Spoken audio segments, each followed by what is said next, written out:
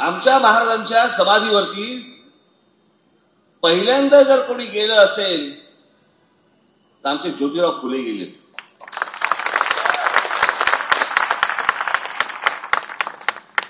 ती समाधीची विषण्ण अवस्था बघून त्यांना समजेना याचं काय करायचं.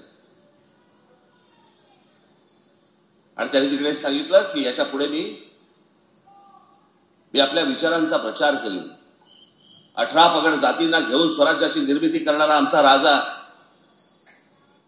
त्याच्या महाराष्ट्रामध्ये आम्ही जाती जातीत भांडतो.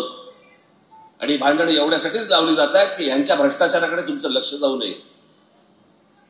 तुम्ही ज्या हाल अपेक्षा सहन करतात ना, त्या हाल अपेक्षांकडे तुमचं लक्षच जाऊ नये. की हे नाही चालायचं, फुटपाथ नाही मिळायला चालतंय आम्हाला, पण ह्या जातीच्या माणसाला मी बघून घेईन, त्या जातीच्या माणसाला मी बघून घेईन. हे जे सगळं चक्र सुरू आहे ना, हे जरा नीट ओळखा काय चालू आहे नेमकं.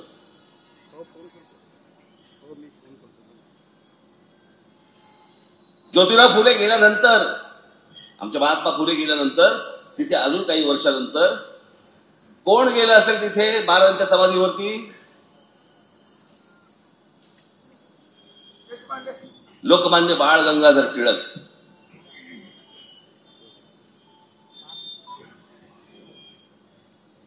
आणि लोकमान्य बाळ गंगाधर टिळकांनी तिथे शपथ घेतली की महाराज तुमची समाधी आम्ही बांधू. आणि मग महाराष्ट्रामध्ये त्यांनी एक फतवा सोडला आणि मग हजारो लोकांनी त्या सगळ्या एका फंड उभा राहिला, पैसे उभे राहिले आणि त्या पैशामधनं मग महाराजांची समाधी उभी राहिली. अनेक लोक होते त्याच्यामध्ये, विविध जातीचे लोक आले, सगळे लोक आले की महाराजांची समाधी उभी राहिली पाहिजे म्हणून. आणि मग त्या सगळ्या पैशांमधनं ती समाधी उभी राहिली.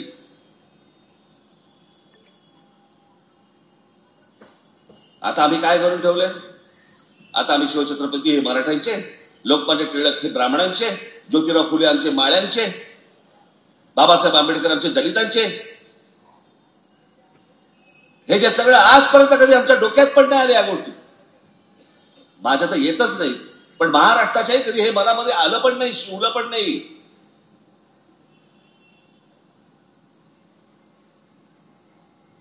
आपण काय महाराष्ट्राचा उत्तर प्रदेश बिहार करून ठेवायचा आहे का आपल्याला?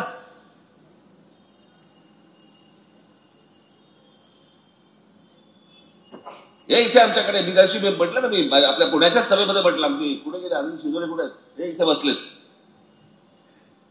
हे एकदा उत्तर प्रदेशात गेले होते आणि जात असताना एका ढाब्यावरून थांबले. एक माणूस आला, त्यांनी विचारलंय ना क्या चाहिए? हे म्हणाले दो चाय चाहिए.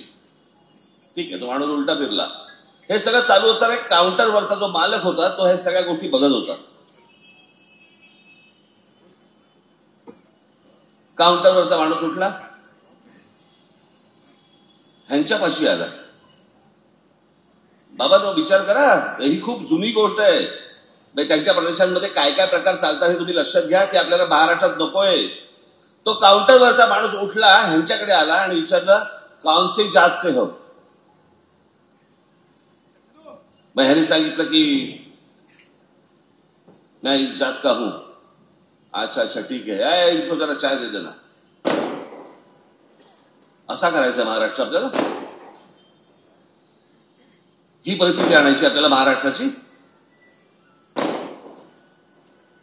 अहो, आपल्याकडे काय पसरलं जात आहे आतमधून, काय काय गोष्टी होत आहेत त्याचा कधी तुम्हाला विचार तरी केलाय का?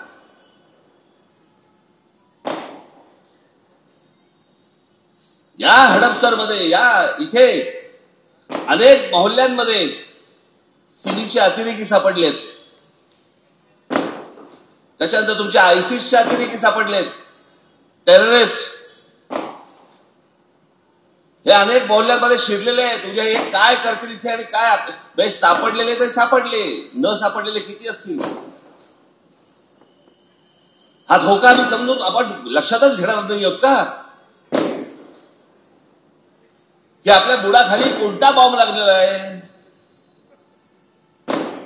हा सगळा अतिरेक्यांचा जो सगळा अख्खा लागला ना बॉम्ब, याच्याकडे आमचं लक्ष नाही. शहराचा सत्यानाश होतोय. आमच्याकडे शाळांमध्ये ऍडमिशन मिळत नाहीयेत, आमच्याकडे हॉस्पिटल्स मिळत नाहीयेत. हॉस्पिटल असली तर तिकडे आम्हाला खाटा मिळत नाहीयेत. आम्हाला रोजगार मिळत नाहीये, आम्हाला नोकऱ्या मिळत नाहीयेत, आम्हाला शाळांमध्ये ऍडमिशन मिळत नाहीयेत, आमच्या महिला सुरक्षित नाहीयेत, आमच्याकडे लहान लहान मुलींवरती बलात्कार होत आहेत. आम्ही कशाच लक्ष देत नाही आहोत. आम्हाला फक्त प्रिय आहे, आम्ही जातीमध्ये लक्ष देतोय. जात ही सगळी राजकीय मंडळी तुमचा सत्यानाश करून ठेवतील. सत्यानाश. इथे आमच्या ज्या वेळेला शिवछत्रपतींच्या पुतळ्याची जेव्हा अवहेलना केली, त्यावेळेला जे सगळं झालं, त्यावेळेला रस्त्यावरती कोण उतरला? आमचा साईनाथ उतरला पहिला. बाकीच्या पक्षाचे आमदार बिमदार कुठे होते? सगळेजण कोण नव्हतं. जो तुमच्यासाठी रस्त्यावर उतरतो, जो 24 तास तुमचा विचार करतो, मला असं वाटतं की तो आमदार असणं गरजेचं आहे. त्याच्या हातामध्ये तुम्ही सत्ता देणं गरजेचं आहे. त्याच्या हातामध्ये या गोष्टी जर समजा दिल्या तर काहीतरी घडू शकेल, तर काहीतरी होऊ शकेल. माझा शहराकडे बघण्याचा माझा एक दृष्टिकोन आहे. मी एक स्वतः चित्रकार आहे, जग फिरलेला माणूस आहे मी. जगामध्ये शहरं काय प्रकारची शहरं होतात आणि आमच्याकडे सगळा दिवसेंदिवस सत्यानाश. कारण एका कोणाचं लक्षच नाही. हा कोणतरी एक माणूस येतो, तो म्हणतो की मला इथे ब्रिज पाहिजे, तो म्हणतो मला इथे स्पीड ब्रेकर पाहिजे, तो म्हणतो मला इथे फ्लायओव्हर पाहिजे. मग तो प्रत्येकाला वाटते त्याप्रमाणे गोष्टी घडतायत. तुम्हाला वाटते त्याप्रमाणे काय घडतंय? मी गेली 25-30 वर्ष या पुण्यामध्ये येतोय. मला माहिती नाही आता ती भाषणं रेकॉर्ड कोणी केली असतील की नाही केली असतील, मला कल्पना नाही. पण गेल्या 25-30 वर्षापासून मी जवळपास इथे येऊन सांगतोय पुण्यामध्ये की मुंबईचा सत्यानाश व्हायला खूप मोठा काळ गेला. पुण्याचा सत्यानाश व्हायला वेळ नाही लागणार. आणि तसंच झालं. आज ह्या भागातलं पुणं, आता मला तिकडे जायचंय सिंहगड रोडला. अख्खं पुणं तुडवत जायचंय.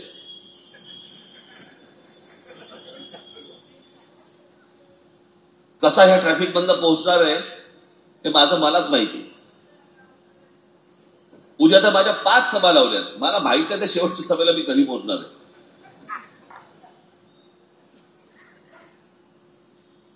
सर्व बाजूनी सगळ्या शहरांचा विस्तार. मी तुम्हाला साधी गोष्ट सांगतो. जे जुने पुण्यामध्ये राहणारे जे लोक आहेत ना, इथे 50चे 60चे जे लोक आहेत, ते तुम्हाला शहर काय असतं ना ह्याचे एक फक्त तुम्हाला छोटं उदाहरण देतो. माझे जे तरुण बांधव इथे आहेत, माझ्या तरुण भगिनी इथे जे आहेत, तुम्हाला पटकन त्या कम्प्युटरवरती सगळ्या गोष्टी समजतील, बघायला मिळतील. तुमच्या आईबाबांना पण दाखवा.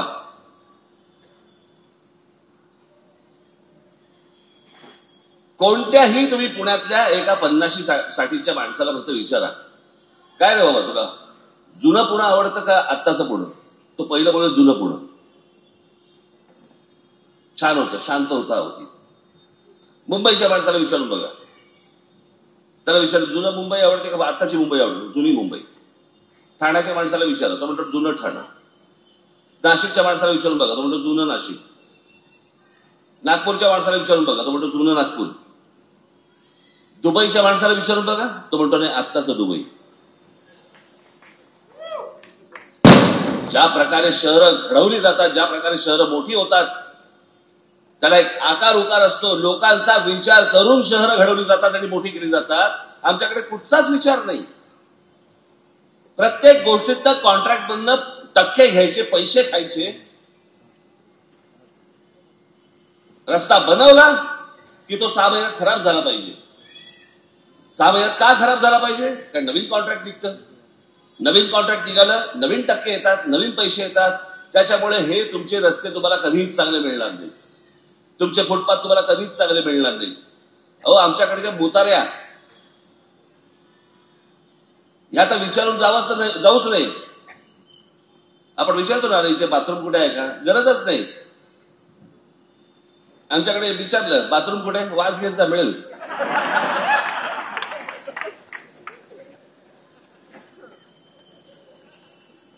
काही स्वच्छता नाही, काही नाही. तुम्हाला उत्तम चांगलं आयुष्य मिळालं पाहिजे, तुमच्या येणाऱ्या पुढच्या पिढ्यांना नवीन जीवन मिळालं पाहिजे, शहरात राहताना बरं वाटलं पाहिजे, घरात पाऊल बाहेर ठेवताना बरं वाटलं पाहिजे की अरे मी चांगल्या शहरामध्ये राहतोय. हे काय अचानक चमत्कार नाही घडणार आहे. उद्या जरी समजा तुम्ही माझ्या हातामध्ये हे राज्य दिलं तरी काय पहिल्या 5 वर्षामध्ये महाराष्ट्रात, पण तुमच्या एक गोष्ट लक्षात येईल की ज्या प्रकारचं काम माझ्या हातात सत्ता दिल्यानंतर जे होईल त्याच्यावरती तुम्हाला नक्की वाटेल की अजून पुढची 5 वर्ष याच माणसाच्या हातामध्ये सत्ता दिली पाहिजे.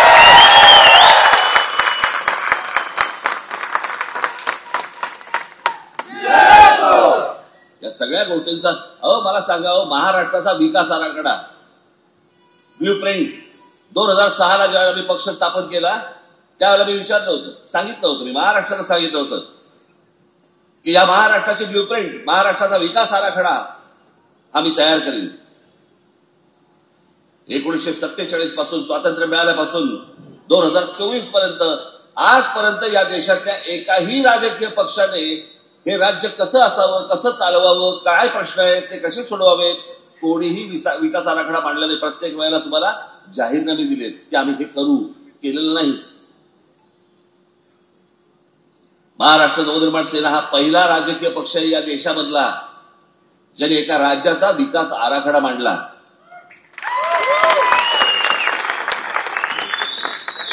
माझा या शहरांकडे आणि सगळ्या गोष्टींकडे बघण्याचा काय दृष्टिकोन आहे ना, मी तुम्हाला आत्ता सांगतो. इथून जेव्हा तुम्ही घरी जाल ना,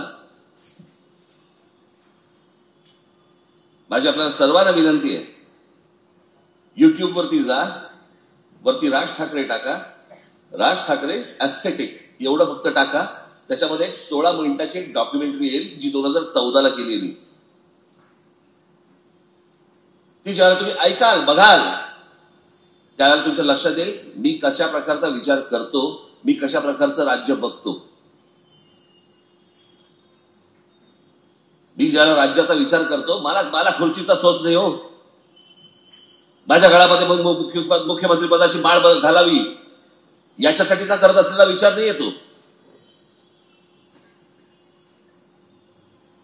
मी महाराष्ट्रामध्ये जन्माला आलोय, मी शिवछत्रपतींच्या महाराष्ट्रात जन्माला आलोय. जे शिवछत्रपतींनी जो विचार दिला तो मराठेशाहीने जो रुजवला या देशामध्ये, संपूर्ण हिंद प्रांतामध्ये, ते गतवैभव जे आहे ना, ते जे वैभव ते परत मला महाराष्ट्रामध्ये आणायचं. आम्ही हरवून बसलेलो आहोत सगळ्या गोष्टी. ज्यावेळेला मी ब्ल्यूप्रिंट मी ज्यावेळेला बोललो 2006 ते 2024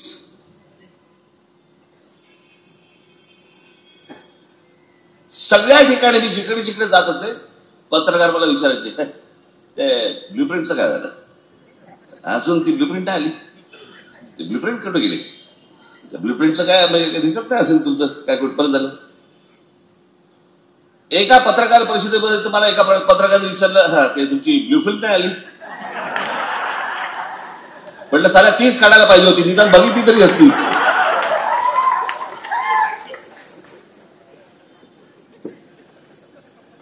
दोन 2014ला ज्या वेळेला आपण ती ब्ल्यूप्रिंट आणली, तो विकास आराखडा महाराष्ट्राचा आणला, त्या क्षणापासून आजपर्यंत एकाही पत्रकाराने मला विचारलं नाही त्या विकास आराखड्यामध्ये काय आहे, किंवा तो विकास आराखडा मी वाचला, मला त्याबद्दल तुमच्याशी बोलायचंय.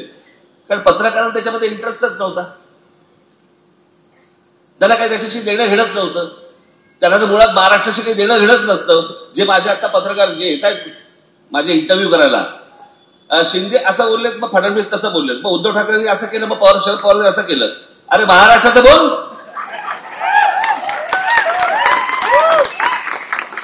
महाराष्ट्रातल्या तरुणांबद्दल विचार, त्यांच्या नोकऱ्यांबद्दल प्रश्न विचार, महाराष्ट्रामध्ये होणाऱ्या शेतकऱ्यांच्या आत्महत्याबद्दल प्रश्न विचार. कोणालाही हे प्रश्न विचारत नाहीत ही माणसं. यांचा फक्त एकच उद्योग असतो, सांगायचं काय, महाराष्ट्राचं विजन. आणि गेल्यावर काय विचारतात, हे तुम्हाला असं बोलले, ते त्यांना तसं बोलले, ह्याच्यात हे असं करतायत, ते तसं करतायत. कोणाला काही विजनशी काही पडलेलीच नाहीये, कोणाला काय महाराष्ट्र घेणंच नाहीये. माझी महाराष्ट्रातल्या जनतेला माझं सांगणं आहे माझ्या महाराष्ट्रामध्ये माझ्या तरुण बांधवांना, माझ्या तरुण भगिनींना मला सांगणं आहे, तुम्ही महाराष्ट्रावरती लक्ष दिलं पाहिजे. हा राज ठाकरे काय बोलतोय हे तुम्ही नीट लक्ष देऊन ऐकलं पाहिजे. मला तुमची सगळ्यांची साथ हवी आहे. हा आपल्याला महाराष्ट्र मोठा करायचा आहे. अहो महाराष्ट्र आहे, दुसरं कुठचं लेचपेचं राज्य नाहीये हे.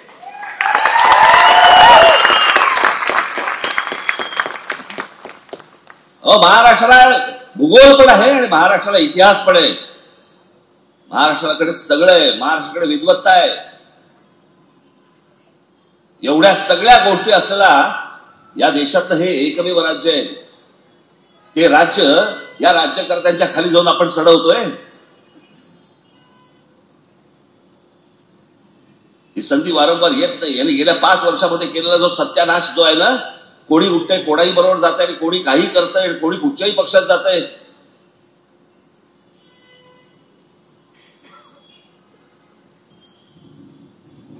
काल माझे एक मित्र फार छान बोलले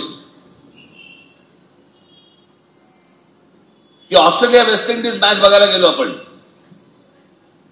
आणि आपण बसलोय आणि अचानक पिवळा ड्रेस घालून ऑस्ट्रेलियाच्या बाजूने विराट कोहली खेळायला आला. कसं वाटेल?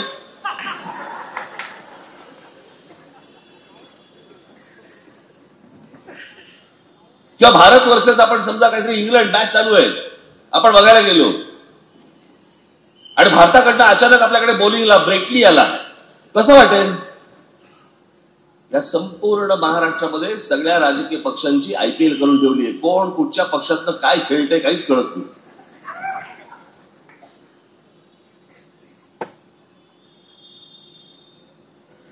आपल्याला हे जे सगळं झालेलं आहे ना, घाण चिखल, यात मार्ग काढायचा आहे. हे सगळं वटणीवरती आणायचंय. माझी प्रामाणिक इच्छा आहे हे सगळं करायची. मला फक्त तुमची साथ हवी आहे.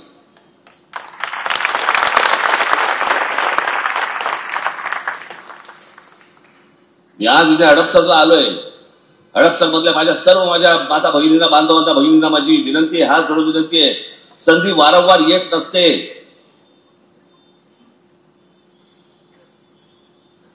आज 2024 ची निवडणूक आहे.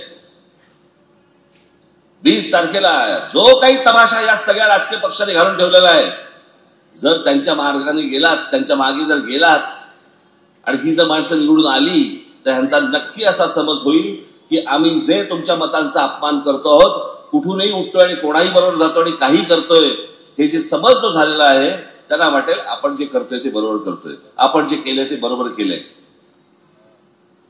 तुम्ही उन्हातानामध्ये उभं राहायचं, यांच्यासाठी मतदान करायचं आणि मतदान केल्यानंतर कोणी उठतंय आणि कुठच्याही दुसऱ्या राजकीय पक्षावर जातोय. अहो तो राजकीय पक्ष नको होता म्हणून गधड्या तुला मतदान केलं, तर तूच उठून त्यांच्याबरोबर गेलास. ह्याच्यामध्ये तुमचं मत पुढे गेलं. मला असं वाटतं हा जो सगळा राजकीय खेळ सुरू आहे ना, हा तुम्हीच थांबवला पाहिजे. या महाराष्ट्रामध्ये आज तुमच्या समोर एक पर्याय म्हणून उभा आहे. महाराष्ट्रात सत्यानाश तर सगळ्या बाजूने झालाच आहे. राज ठाकरेच्या हातामध्ये जर समजा तुम्ही अजून समजा ही सत्ता दिली, अजून काय वाकडं होऊ शकतं तुमचं? इतका सत्यानाश झालेला आहे. मी करून करून तुमचं काय वाकडं करू शकतो मला जरा सांग. पण मी जो विचार करतोय, मी जे स्वप्न पाहतोय महाराष्ट्राचं, त्यातनं जर समजा चांगलं झालं तर ते कोणाचं होणार आहे? तुमचं होणार आहे का माझं होणार? म्हणून मी आज तुमच्या समोर जो आलोय, या राज ठाकरेला आणि त्याच्या महाराष्ट्र नवनिर्माण सेनेच्या माझ्या सर्व उमेदवारांना एकदा तर संधी देऊन बघा. एकदा हा फक्त कोथरूड आपल्या तुमच्या हडपसर पुरता माझा विषय नाहीये. कुठे गेला आमचा साईनाथ?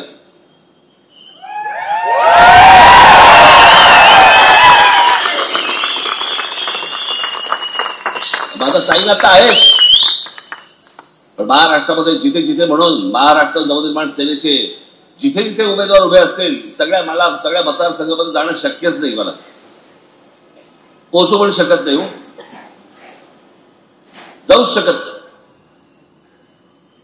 15 दिवसाची वेळ मिळाली या प्रचाराला, इथपर्यंत जायचं कसं? म्हणून मला आपल्याला सर्वांना सांगायचं की येत्या 20 तारखेला जिथे जिथे म्हणून महाराष्ट्र नवनिर्माण सेनेचे उमेदवार उभे असतील तिथे इथे तुमचे कोणी मित्र परिवारातले लोक, तुमचे नातेवाईक, सगळे जिकडे जिकडे कोणी असतील त्यांना फोन करा आणि येत्या 20 तारखेला रेल्वे इंजिन या निशाणीवरती बटन दाबून माझ्या महाराष्ट्राभर सगळ्या ठिकाणी उभे केलेल्या माझ्या महाराष्ट्र नवनिर्माण सेनेच्या माझ्या सर्व उमेदवारांना आपण प्रचंड मताने विजयी करावं असं एक आवाहन करतो आणि आपल्या सर्वांची मी नजर घेतो. धन्यवाद. जय हिंद, जय महाराष्ट्र.